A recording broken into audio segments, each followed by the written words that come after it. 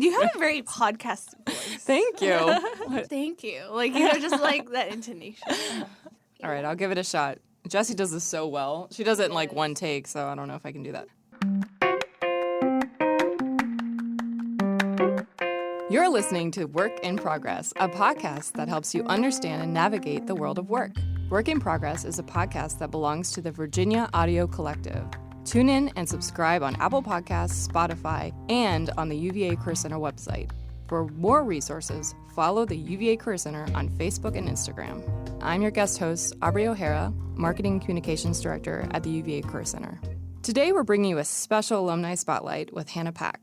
You have quite a unique story to share with students and a unique work experience. So could you talk about what you majored in at UVA and what led you to that major? So what's really funny is UVA, at the time that I was in school, 10 plus years ago, they didn't really have a graphic design program, a visual design program, UX, UI. They didn't really have that. I'm not sure if they have it now even. I majored in studio art. At the time, I believe it was called new media. I had no idea what new media really meant. I think they went through 3 title changes. So no one knew. Yeah, because it was digital art, it was new media, and then I came out with a studio art degree. I would win all the elementary school, middle school, high school awards for art. It's always been ingrained in me, and I always knew that that's something I wanted to do.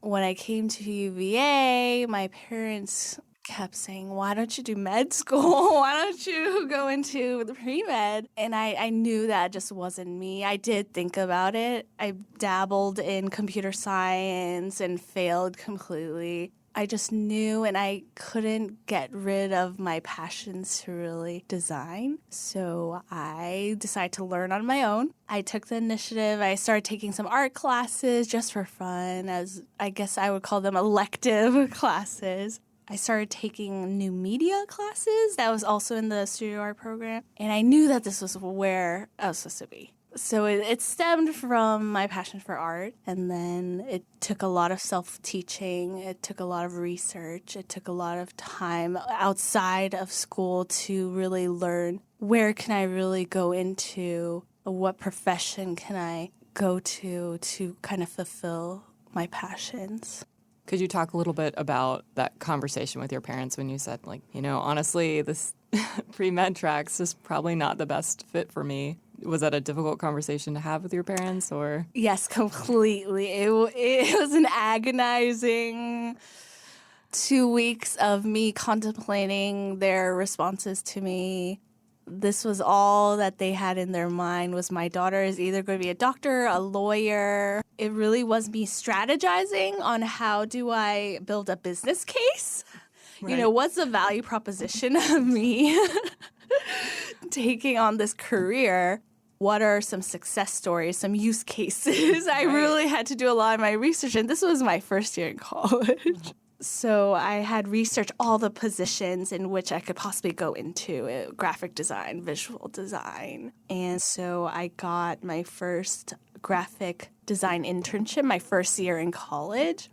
And so I showed them, hey, this is a desirable market. This is something that I can quickly get a job in and start making money. And so they initially got very teary. But how much does this other thing make?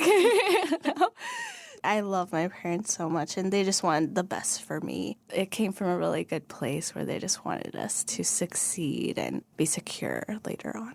Well, based on your experience, you've clearly done that. So it sounds like it was a good conversation to have early on so that you could gain experience in your first year or after your first year at UVA. Could you talk a little bit about what industry you're currently working in and the company that you're working for? Yes, I work for a company called SES, and we are the world's leading satellite operator. We bring connectivity to everywhere in the world. We send satellites through rockets to space. No big deal. Yeah, it's no very big normal. deal. It's like every day. Yeah, just billions of dollars. Yeah.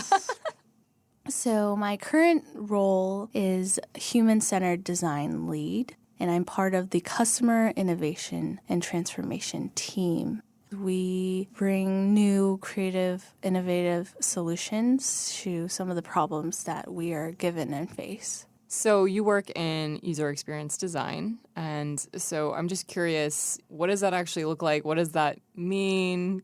So user experience is part of human-centered design. It's really just a innovative, creative, problem-solving process. A key component is the research portion, so being able to understand a user's behavior. And what I love about human-centered design is it's all about collaborating with your users. You're all in one room and you're coming up with these solutions together. Do you mind defining just the main differences between UX design and UI for listeners that may not be familiar with those two terms? UX is user experience design and UI is user interface design. So the difference is UX kind of focuses on the empathy, the person, the user, the customer of your product or service. And you really try to deeply understand that portion by doing some research, by sitting with them and being able to live their life with them. So very similar to a lot of the human-centered design aspects. And then UI is user interface design. It's really the visual aspects, the wireframing and the prototyping and the mock-ups, all that pretty stuff that you would see. And you do need a lot of design skills and you need a lot of that technical skill, Photoshop, Illustrator, InDesign, tools like Sketch and Vision. Could you talk a little bit about an experience with user design or human-centered design that you're especially proud of and what you did through the process to get to the final product? Yes, so we partnered with a company to bring a telehealth solution to underserved and rural areas that didn't have access to really good health care. Telehealth is being able to virtually meet with a physician, even specialists. We spoke with a lot of people that the closest hospital would be 100 miles away. We were in the process of working with the local governments to supply some kind of telehealth solution. So for that particular project, what would be like a typical day in the office? I'm really curious. Typical day would be analyzing the data from these interviews. It would be understanding the policies, why communities don't have a telehealth system. What are the logistics and the legal aspects? Does the government already have initiatives going on? After analyzing all the data, working with some of these rural community leaders and users and coming up with solutions. Solutions could be a sketch of something that they won't want to see in an app on their phone. It could mean let's send a truck across these rural areas and have them meet a doctor virtually, a specialist virtually through these trucks. The point was that we bring forth as many solutions and be able to test them out to see really which one would be the best fit for these users. So do you work with people within the company on a daily basis? I mean, obviously, you probably need people that understand law and that government's policy. So could you talk a little bit about other people you work with in your office? The part about design thinking I really love, or human-centered design, is that you work with key players all in one room. So if you need a finance person or if you need a legal person, you make sure you bring that person into the room and you're collaborating and co-creating together. Got it. And when you come up with those solutions, are you putting them together in a final report? Who does that report go to? Who makes the final decision on execution? In this case, particularly, we have to put on our selling hats and we have to make sure that this aligns with our company's goals. We had to take it to our C-suite. We would have to take it to partnering C-suite. And what is a C-suite? Oh, a For C-suite. those that don't know. It's our CEO, our CTO, the big ways. CFO, yeah, all those people that make decisions with the dollars, Right. the funding. So we actually do have to make sure that we sell it impactfully. We advocate for the users because the C-suite doesn't always know or understand that dynamic or group of people. So that's it on us as user experience designers, as human-centered design leads, to really empathize and be able to share that empathy and be able to really impact how these users are being portrayed. Right, so it's not just black and white or numbers on a page. Exactly. You're getting some actual testimonials from real life people. Yes. Interesting. Could you talk a little bit about what first caught your interest in UX, UI design? It was actually my boss. I was an intern at a company called Noblesse. I was a third year in college, and she said, UX is going to be big in the next 5 to 10 years. I think you really are personable. I think you love to interact and engage with people. And I think you'd be a really good user experience designer. And I was up for anything at this point. I just really wanted to learn about it. So she sent me to a UX intensive program where I got a crash course into what user experience was, how you could use it to solve people's problems. So what specific things can students do to learn more about human-centered design and or design thinking in their undergrad years? What I would say is seek after internships and junior level positions where they're willing to teach you. I'm not sure that you can understand human-centered design and design thinking practices, methodologies, if you aren't immersed in it and being able to see it actually work. I think that was the biggest impact for me, to see it actually work, to see users cry. So I would say try every opportunity, even if it's a shadowing or an externship where you just are able to see what it's like to do human-centered design or design thinking. I personally take it upon myself to open up opportunities for UVA students who really want to learn. For those that aren't aware, externships are sort of like a short job shadowing experience. So that could be as simple as reaching out to an alum through Virginia Alumni Mentoring, which is a great platform that we have at the Career Center for students to get connected with alumni in various fields. And you can reach out to them and ask them, hey, could I potentially shadow you for a couple of days? Or you could use LinkedIn, which is obviously a great tool as well to reach out to alumni in various fields. And sometimes that's the best intro that you can have to see if you're interested in something before even committing to a full-time internship over a summer.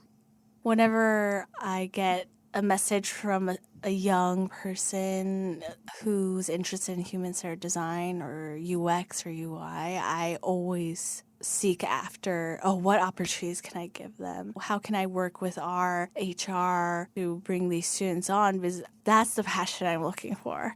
This person doesn't even know me, yet they're willing to message me. Well, it's not only the passion, it's like the initiative to actually take a leap of faith.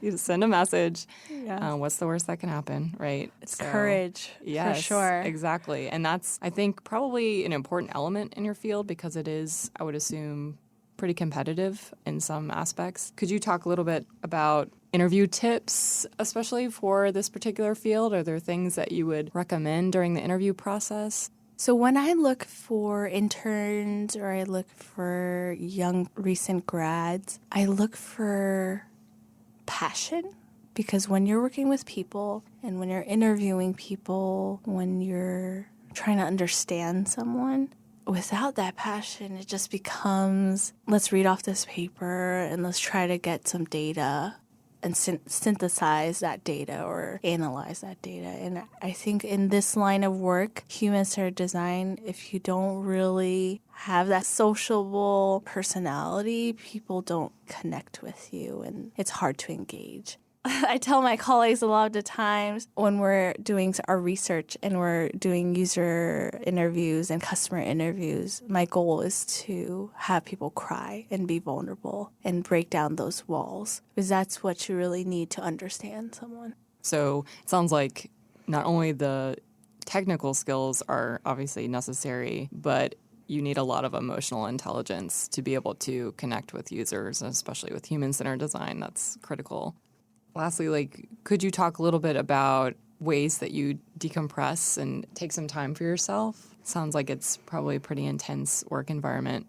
It is really intense to be in an innovation team because you're always thinking about how do we better the experience of our users. We're always thinking about other people and we forget to think about ourselves. And sometimes it's quite draining to always focus on other people. But I think that's a part of it. The aspect of being drained and being exhausted after a long day, you forget that we're human too. Right. Yeah. We're a human that needs some love. So I think spending time with my family after work on the weekends, being able to have that me time where I can be a mom and be a wife is the best part for me. I'm always thinking about new products. I love thinking about new products.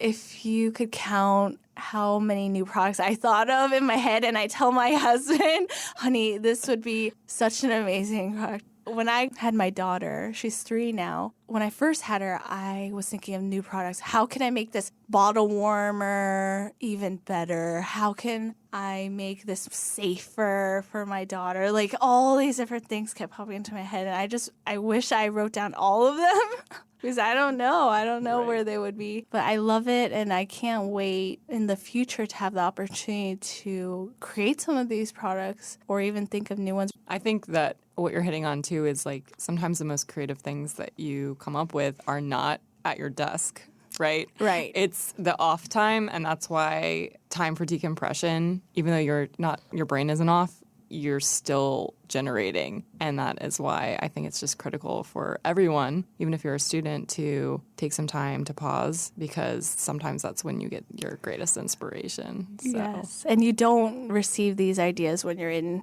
day-long meetings. That's when inspiration typically will not be as high. That's true. That's true. Well, thank you so much for joining us today. I think that your perspective is really so fascinating, and I know that students are very interested in this space, so we really appreciate your time. Thank you so much. Thank you so much. I really had a lot of fun, and I can't wait to see more alums come by and share their experiences. Work in Progress is a podcast by the UVA Career Center and the Virginia Audio Collective. I'm your guest host, Aubrey O'Hara. Work in Progress is produced by Mary Garner McGee. Our music is from Blue Dot Sessions. Follow the UVA Career Center on Facebook, Instagram, and Twitter, and check out our website at career.virginia.edu.